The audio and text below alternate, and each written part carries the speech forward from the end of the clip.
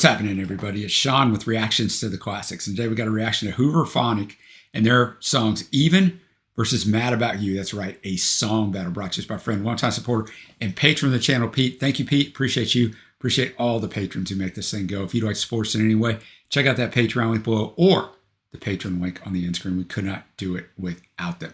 All right. I don't know anything about Hooverphonic. You might because you're watching this, but maybe you're just watching it because you came across it. But they are a Belgian band that was formed in October of 1995. They were originally categorized as a trip-hop group. They quickly expanded their sound to the point where they could no longer be described as a singular genre, but rather encompass alternative, electronica, electropop, rock, and a mixture of others. The band originally called themselves Hoover, but later changed their name to Hooverphonic after discovering other groups were already using the Hoover name, and, of course, to avoid any legal issues with Hoover, the vacuum company. Since their formation, Hooverphonic's lineup consisted of bassist Alex Callier, guitarist Raymond Gertz, and various lead singers. Prominent ones include Lich Satanis, Geike Arnonart, yeah, these are the tough names, Naomi Wolfs, and Luca Kreisbers. I've just butchered every one of those. The first two guys were easy. The band were set to represent Belgium at the Eurovision Song Contest in 2020 in Rotterdam with their song Release Me. However, on March 18, 2020, of course, like everything else in the world, the event was canceled due to the COVID-19 pandemic. They instead represented Belgium in the Eurovision Song Contest in 2021 with the song The Wrong Place. We got a ton of Eurovision up on this channel. If that's your thing, type it in that bar above, of course, after you're done with this. So let's jump into it with our first track, Eden, from the album Blue Wonder Power Milk in 1998. Third single from that album. It peaked at number 12 on the Belgian singles chart. It also appeared on the soundtrack of I Still Know What You Did Last Summer, a movie I saw in the theaters in 1998. That was a lifetime ago. Sarah Brightman, you may know her cover. She also covered it for her album of the same name, Eden, in 1998. Peaked at 68 in the UK singles chart, so not a huge hit, but you might have heard it somewhere. All right, I'm going to have the lyrics up as always. Thanks again, Pete.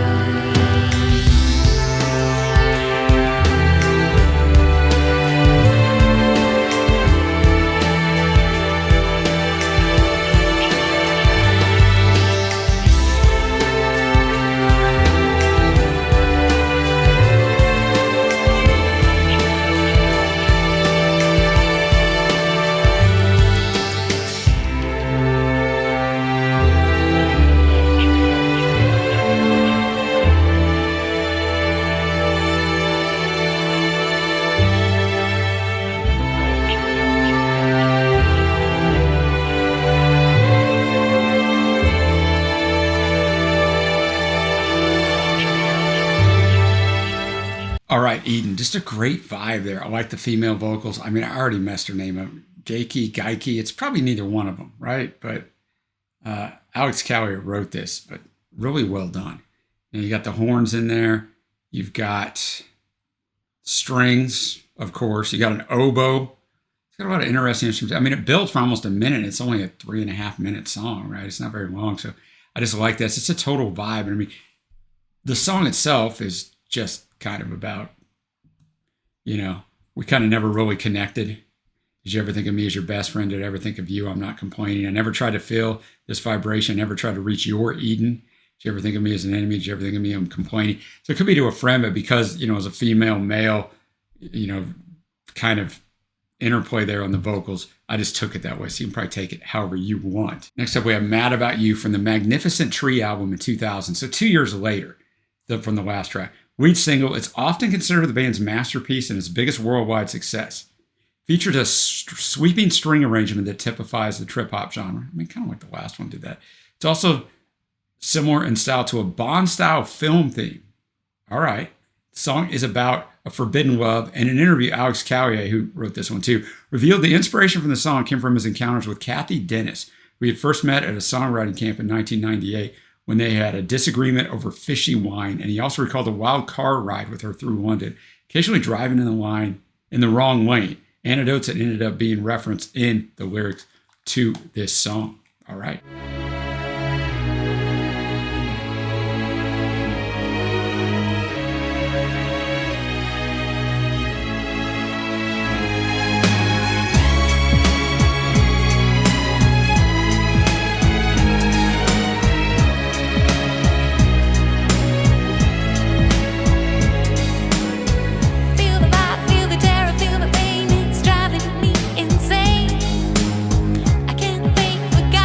When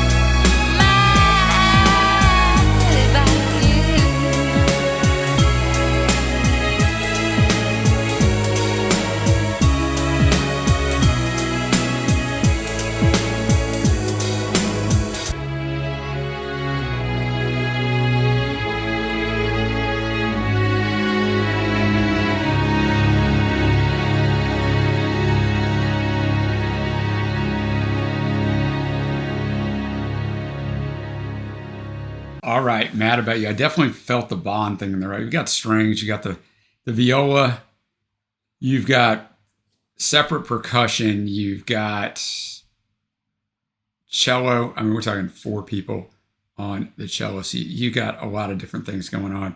So it was a really well done song. And I mean, now that you know, I mean, it even goes into the fishy wine, driving in the wrong lane. It's kind of this relationship where there's a love-hate relationship, and you know it's not going to work out. But that brings out a lot of passion, both love and hate. You don't really want to be in the middle, right? Yeah, because then it's just boring. So it's kind of bringing that out. So I thought the drama of the song fit well with the string. So I can see why it's their biggest hit. But our battles aren't about biggest hits. They're about best songs. So is it the better song? I'm going to go, and I'm going to be in the minority here. I know when everybody weighs in, and I totally get it. I'm going to go with Eden. Eden is my winner. I thought Mad About You was really good too. Eden just had this great vibe, man. So might check out an album or two by Hooverphonic. Had never heard of them, which is one of the great things I love about this channel, to hear stuff that I haven't heard before. But I need your help. Who do you think won down below? Or what do you think? We know Hooverphonic won, but is it Eden or is it Mad About You? Let me know in the comments below. Thank you to Pete for bringing this one. Until next time, guys, I will see you.